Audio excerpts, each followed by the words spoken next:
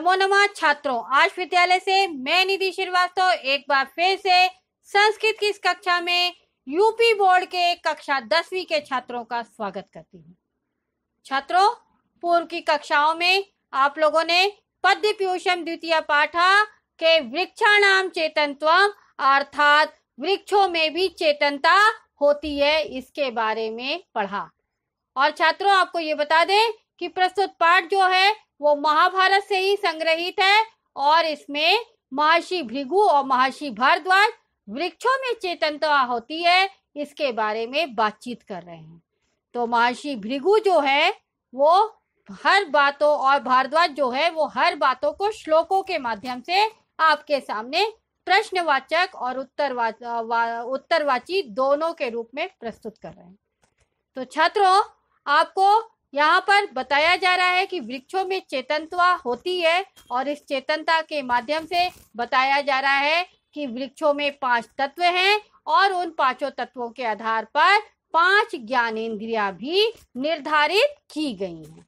ठीक है छात्रों, तो उसी में आपको पिछली कक्षाओं में हमने आपको श्रवणेंद्रिया और दृष्टेंद्रिया आदि के बारे में बताया कि वृक्षों में देखने की भी शक्ति है, सुनने की भी शक्ति है। आगे आज के इस अध्याय में हम आपको क्या बताना जा रहे हैं उसको जानने के लिए आइए देखते हैं क्लास 10 संस्कृत पद्य पीयूषम का द्वितीय पाठ वृक्षाणाम चेतनत्वम का पंचमा भागा। छात्रों, प्रस्तुत पाठ में भी हमने श्लोकों का अन्वय और हिंदी भाषा में संदर्भ सहित व्याख्या के साथ साथ विशेष पर भी प्रभाव डाला है। तो छात्रों, श्लोक नंबर 12 महर्षि भृगु उवाच पुण्या पुण्यैस्तथा गंधैर्धूपैश्च विविधैरपि अरोगाः पुष्पिताः सन्ति तस्मात् जिघ्रन्ति पादपाः।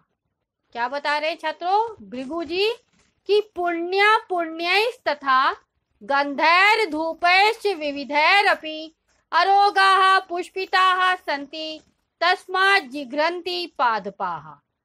प्रस्तुत श्लोक का छात्रों अन्वय करने के लिए कर्ता कर्म क्रिया और इनके विशेषण को अन्य विभक्तियों के साथ एक पंक्ति में नियोजन करना ही अन्वय है। तो छात्रों, अन्वय देखिए कि वृक्षाः पुण्या पुण्यै तथा गंधै धूपै च अरोगाः पुष्पिताः च सन्ति तस्माद् पादपाः जिघ्रन्ति इति सिद्ध्यति। ठीक है छात्रों, तो नाउ छात्रों संदर्भ है कि प्रस्तुत श्लोक महाभारत से संग्रहित संस्कृत साहित्य के पद्य पीयूषम के वृक्षाणाम चेतनत्वम शीर्षक से लिया गया है और इस अवतरण में महर्षि भृगु ने वृक्षों में सूंघना सिद्ध किया है। ठीक है छात्रों, तो नाउ देखिए वृक्षाः पुण्या पुण्यै तथा गंधै धूपै च अरोगाः पुष्पिताः च सन्ति। सॉरी छात्रों, तो वृक्षाः यानी वृक्ष जो है वो पुण्या पुण्यै यानी पुण्य और अपुण्यों से तथा गंधै धूपे यानी अनेक प्रकार की गंधों और धूपों से अरोगाः यानी रोग रहित और पुष्पिताः यानी पुष्पित संति यानी होते हैं। तो क्या बता रहा है कि वृक्ष जो है वो पुण्यों और अपुण्यों से, पुण्यों और अपुण्यों से तथा अनेक प्रकार की स्मेलों और धूपों से, गंधों और धूपों से रोग रहित और पुष्पित होते हैं। यानी उनको जितने भी प्रकार के गंध और धूप मिलते हैं तो उससे वो क्या होते हैं, रोग रहित होते हैं और पुष्पित होते हैं। तस्माद् पादपाः यानी इस कारण से, पादपाः यानी पौधों में, जिघ्रन्ति यानी सूंघना की ज्ञानेंद्रिय है, यह इति सिद्ध्यति यानी यह सिद्ध होता है कि पुष्प जो है वो स्मेल भी करते हैं, सूंघते भी हैं। ठीक है छात्रों, तो नाउ यहाँ पर लिखा हुआ देख लीजिए कि वृक्ष पुण्यों और अपुण्यों से तथा अनेक प्रकार की गंधों और धूपों से रोग रहित और पुष्पित होते हैं, इस कारण वृक्ष सूंघते हैं। यह सिद्ध होता है कि अनेक प्रकार की गंध पुष्पों से निकलने के कारण पुष्पों का सूंघना सिद्ध होता है। 9 छात्रों, विशेष में दिया है पुण्या पुण्यई द्वंद्व समास पुण्याश्च अपुण्याश्च। तस्माद जिघ्रन्ति में संधि हो रही है, तस्माद प्लस जिघ्रन्ति इस्तोश्चुनाश्चु संधि है, यानी ताको चा होने वाली। 9 छात्रों, श्लोक नंबर 13। पादै सलिल भृगुवाच है, पादै सलिल पानाच व्याधीनाम चापि दर्शनात् व्याधि प्रतिक्रियत्वाच विद्यते रसनम द्रुमे। पादै सलिल पानाच व्याधीनाम चापि दर्शनात् व्याधि प्रतिक्रियत्वाच विद्यते रसनम द्रुमे। छात्रों, श्लोक का अन्वय करने के लिए हमको कर्ता कर्म क्रिया और इनके विशेषण को अन्य विभक्तियों के साथ एक पंक्ति में नियोजन करना है। तो छात्रों, अन्वय देखिए, पादै सलिल पानात् व्याधीनाम च अपि दर्शनात् व्याधि प्रतिक्रियत्वात् च द्रुमे रसनम विद्यतेति सिद्ध्यति। 9 छात्रों, श्लोक का संदर्भ है कि प्रस्तुत श्लोक महाभारत से संग्रहित संस्कृत साहित्य के पद्यपीयूषम के वृक्षाणाम चेतनत्वम से शीर्षक से लिया गया है और इस श्लोक में महर्षि भृगु ने वृक्षों में रसना इंद्रिय का होना सिद्ध किया है। रसना यानी टेस्ट। तो छात्रों देखिए कि पादै सलिल पानात् व्याधीनाम चापि दर्शनात्, यानी पादै यानी पौधे जो है वो सलिल पानात् यानी पादै जो है वो जो पौधे जो है जड़ों से पैरों से, पादै यानी पैरों से, तो पौधे जो है वो पैरों से सलिल पानात् यानी पानी पीते हैं। ठीक है, वो जड़ में हम पानी डालते हैं, हम पेड़ में तो पानी डालते नहीं छात्रों, तो हम छात्रों जड़ में पानी डालते हैं। तो पादै यानी पैरों से, सलिल पानात् यानी पानी को पीते हैं। तो वृक्ष जो है अपनी जड़ों के द्वारा जल पीने के कारण व्याधि यानी बीमारी से, रोगों के, अपि दर्शनात् यानी व्याधीनाम अपि दर्शनात् यानी बीमारियों के, रोगों के दिखाई पड़ने के कारण, और व्याधि प्रतिक्रियत्वाच्च द्रुमे रसनम विद्यते यानी व्याधि प्रतिक्रिया और बीमारी के यानी और रोगों का उपचार होने के कारण वृक्ष में, द्रुमे यानी वृक्ष में, रसनम विद्यते यानी स्वाद विद्यमान है। इति सिद्ध्यति यानी यह सिद्ध होता है। तो छात्रों थोड़ा सा डिफिकल्ट है, थोड़ा सा समझिए। यहाँ पादै का मतलब पौधों से नहीं है, यहाँ पादै का मतलब पैरों से है। तो वृक्ष को हम पानी पैर में देते हैं, जड़ में देते हैं, यानी जड़ उसकी पैर है।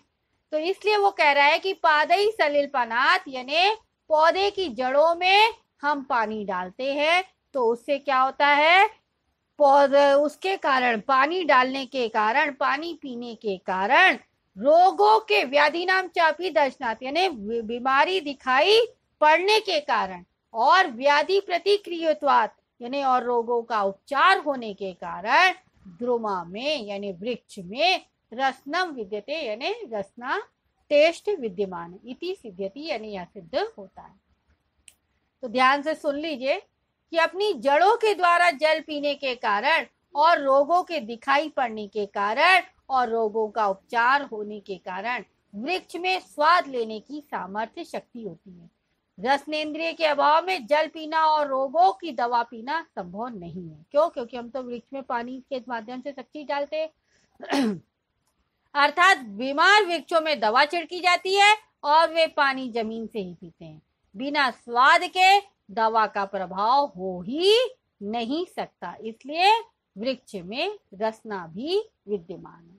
तो छात्रों विशेष देखिए कि व्याधि प्रतिक्रियत्वात् यानी व्याधि नाम प्रतिक्रिया तस्य भावा व्याधि प्रतिक्रियत्वम यानी तत्पुरुष समास, और सलिल पानाच में स्तनोश्चु संधि है यानी ताकोचा होने वाली, तो इसको विग्रह किए तो क्या हुआ, सलिल पानाच प्लस च। ठीक है। 9 श्लोक नंबर 14 देखिए, भृगुवाच फिर क्या कह रहे हैं कि वक्त्रेणोत्पल नालेन यथोर्ध्वम जल माददेत तथा पवन संयुक्त युक्त पादई पिबती पादपः। क्या कह रहे हैं छात्रों कि वक्त्रेणोत्पल नालेन यथोर्ध्वम जल माद देत तथा पवन संयुक्त पादई पिबती पादपः। ठीक है, तो नौ छात्रों श्लोक का अन्वय करने के लिए हमको कर्ता कर्म और क्रिया और इनके विशेषण को उनकी अन्य विभक्तियों के साथ एक पंक्ति में नियोजन करना ही अन्वय कराता है। तो नौ इस श्लोक का अन्वय देखिए छात्रों कि यथा उत्पल नालेन वक्त्रेण जलम ऊर्ध्वम आददेत तथा पवन संयुक्त पादपः पादई अर्थात जलम पीबती, यानी पौधे भी पानी पीते हैं। तो प्रस्तुत श्लोक का अन्वय है छात्रों, संदर्भ है कि प्रस्तुत श्लोक महाभारत से संग्रहित साहित्य के संस्कृत साहित्य के पदपीशम के वृक्षाणाम चेतनत्वम शीर्षक से लिया गया है। और इस अवतरण में महर्षि भृगु ने पेड़ के नीचे जड़ से जल पीकर तने में कैसे पहुंचाते हैं, कुछ विपरीत सा मालूम होता है कि नीचे पानी पियो और ऊपर जाता है, इसका समाधान करते हुए भृगु जी कहते क्यों, क्योंकि हम तो पानी ऊपर पीते हैं तब नीचे जाता है, हमारे पूरे शरीर में फैलता है। यहाँ तो पेड़ को हम नीचे से पानी देते हैं तो वो ऊपर जाता है, तो दैट इज इम्पॉसिबल चीज है। ठीक है, विपरीत है, तो इसलिए उसका समाधान करते हुए भृगु जी यहाँ पर बता रहे हैं। क्या बता रहे हैं देखिए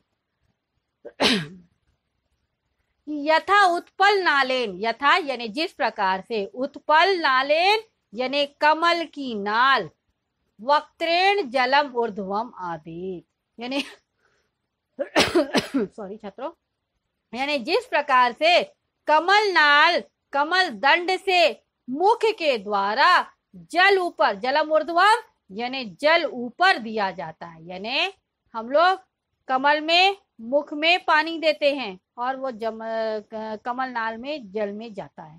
तो जिस प्रकार से कमल दंड से मुख के द्वारा जल ऊपर दिया जाता है, हाँ यहाँ पर विपरीत है, क्या है कि पानी में जल, कमल खिलता है आपको सबको मालूम है, और कमल नाल नीचे रहती है, तो कमल नाल नीचे से पानी पीकर ऊपर पुष्प में पहुंचाती है।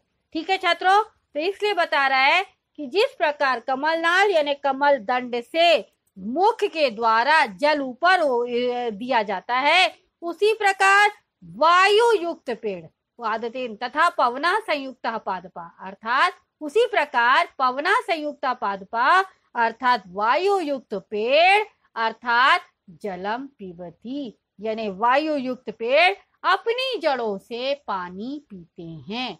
कैसे बताया छात्रों, बहुत सही सीधी सी बात है कि कमल जो है वो पानी में खिलता है और कमल की नाल के द्वारा कमल पुष्प में क्या होता है, पानी जाता है। तो ठीक उसी तरह से वायु युक्त जो पेड़ हैं वो जड़ में हम पानी देते हैं तो वो पानी पीते हैं हवा के माध्यम से ऊपर में।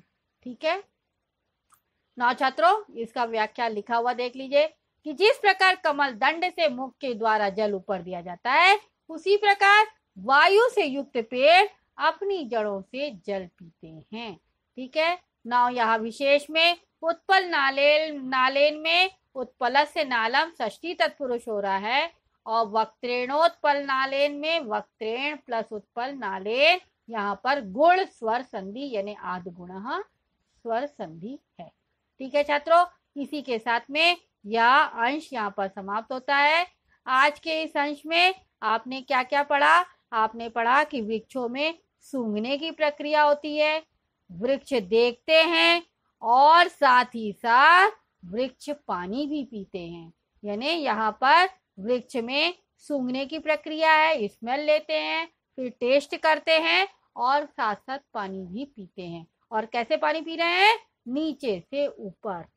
ठीक है, तो छात्रों आपको यह बात अच्छी तरह से यहाँ पे ये श्लोक समझ में आ गया हो गया। अगर आपको कोई भी डाउट है तो आप आज विद्यालय के ऐप्स को लाइक करके क्वेरी में जाकर अपना डाउट पूछ सकते हैं, मैं आपका जवाब जल्द से जल्द दूंगी। तब तक के लिए धन्यवाद छात्रों, नमो नमः।